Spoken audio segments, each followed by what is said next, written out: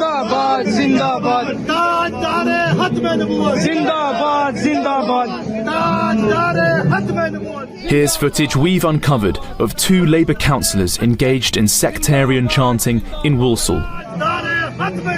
That's Councillor Hussain, the deputy leader of the Labour group in the West Midlands town.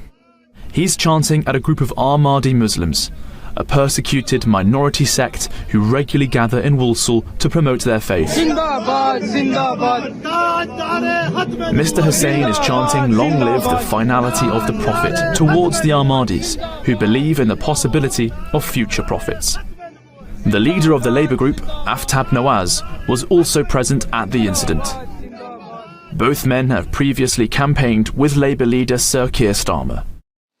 When GB News approached the councillors, they referred to the Ahmadis as Qadiani, a pejorative slur against the persecuted group.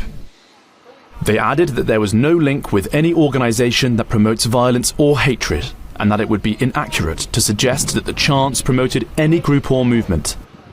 But leaflets distributed at the tent standoff clearly show that they are promoted by the global Khatme Mubawat movement, a sectarian movement that campaigns against Ahmadi Muslims. GB News has seen copies of the leaflets, which say that the Ahmadis are liars and apostates, and praises those who fought against them.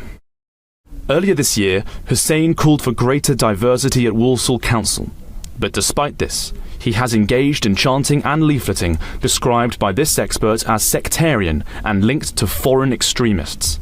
To have elected Labour councillors chanting Khatme Mubawat in such close proximity to an Ahmadiyya Muslim faith stall is seen to be at the very least sectarian and at the very worst supportive of the Khatme Mubawat movement, a religious political movement in Pakistan that calls for the death of Ahmadis.